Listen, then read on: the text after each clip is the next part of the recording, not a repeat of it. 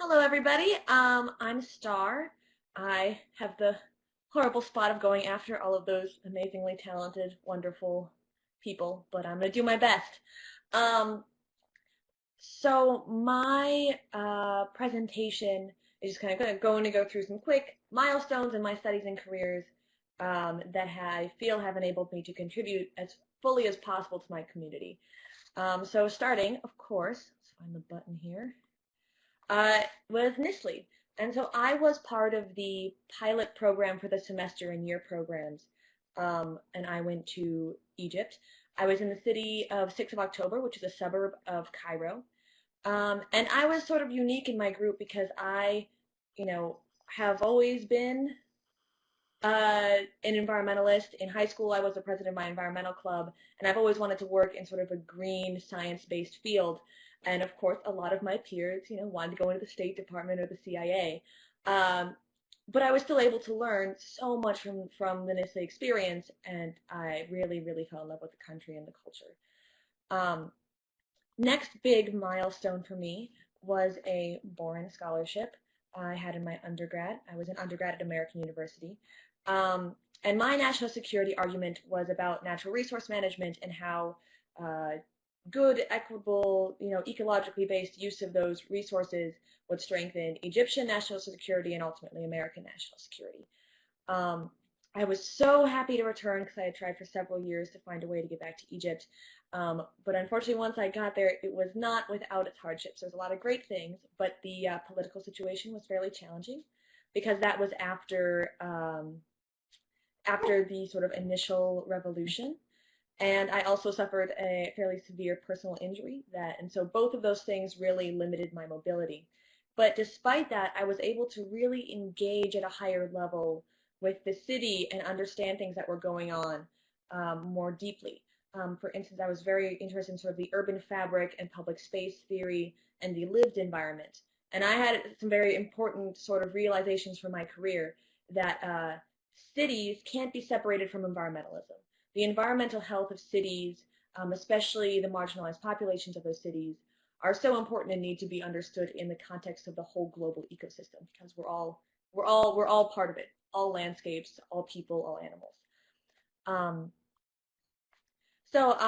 Super fortunate. I wanted to also receive a Hollings undergraduate scholarship from the National Oceanic and Atmospheric Administration.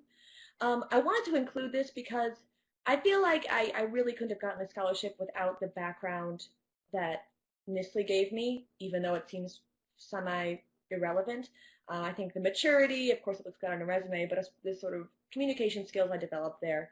But also, this was a really great experience because I was able to travel and learn about a different culture while still staying in the United States. So I did a research summer project in Alaska, and it was just a beautiful landscape, a great place to learn about a really interesting subculture of the U.S.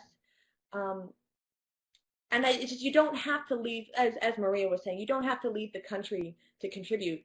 I would argue you don't have to go as far as Alaska either, but just there's so many, if you do want to travel, there's so much just within the U.S. There's a lot of great opportunities.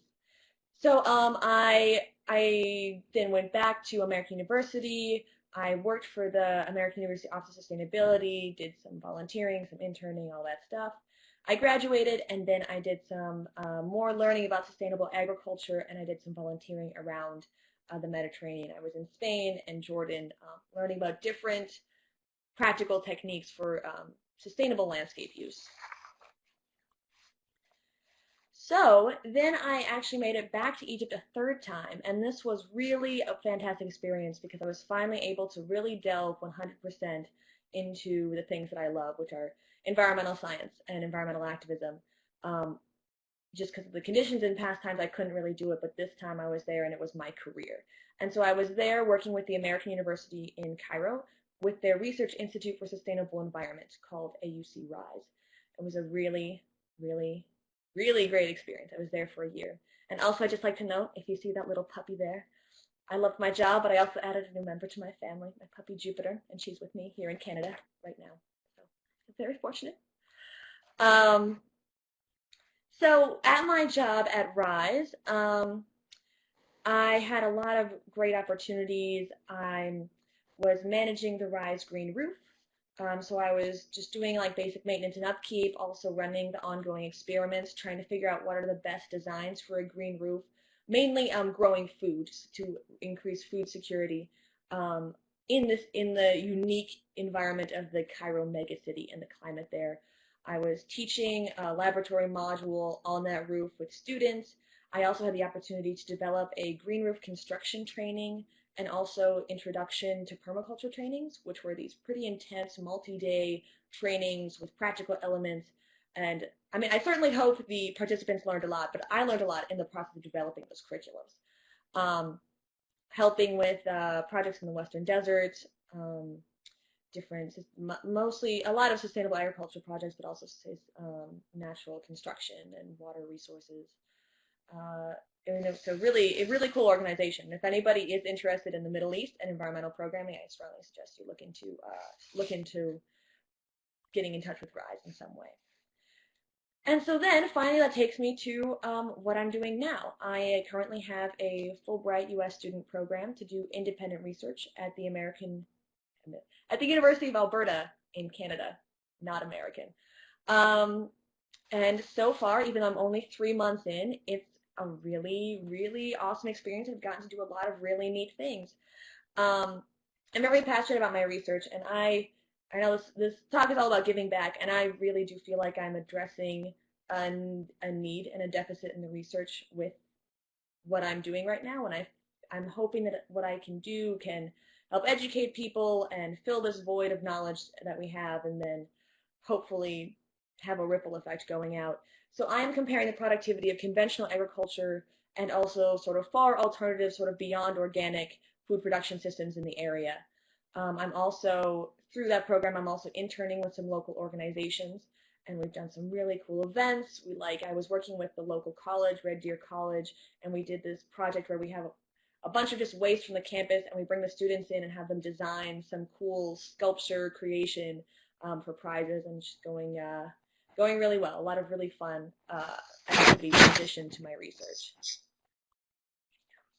And so then I didn't want to just sort of list the things I've done in the presentation, so I wanted to end with sort of my two big takeaways on giving back and how that works into NSLI 7 years later. Let's see here. Oh, one thing I did want to mention about the Fulbright, that I also feel super honored that I have a Fulbright RBC Eco Leadership Grant, and so I'm able to have funding to then pilot a composting program at the local college at Red Deer College here. So that's sort of an extracurricular thing that I also feel like I'm able to contribute a lot with, and it's also quite relevant to my passions and my research as well. Anyway, my two big takeaways. Excuse me. So, first big takeaway is that everything is related in some way. You can use your NSLI experience and or you can contribute to your host country in everything that you do, even if you're not there. And sort of my personal example is a lot of people don't understand how me studying Arabic in Egypt is anyway related to sustainable agriculture in Canada. But I know from my experience that, food security issues, chemical pesticide use, general sort of insecurity about the future, it's in both places, and the experiences inform each other. Of course, the issues are manifest very differently, but my knowledge of the food system and environmental issues in Egypt have informed how I understand the issues here in Canada and allow me to bring that sort of other element to it. My second big takeaway is that you are an integral part of your community, and your community is an integral part of you. So you can contribute just by passionately just engaging with what you're passionate about and spreading that to your community. And that also goes hand in hand with the intersectionality. You can really do whatever you love, and if you share that with your community, you will be helping the world. It sounds cheesy, but I really believe this is true. And in this way, I think you can really incorporate everything you do to then impacting the greater community. You know, you don't have to have your work time and then your volunteer time. You can work something that is contributing in a positive way to the larger community. And I think that also just leads to a really, really rewarding life and a really great way to live. And then giving back is never a chore, and I really don't think it is. And I was actually really flattered when Katie asked me to talk, because I don't necessarily think, I don't get up in the morning thinking like, oh, I'm doing great things for other people.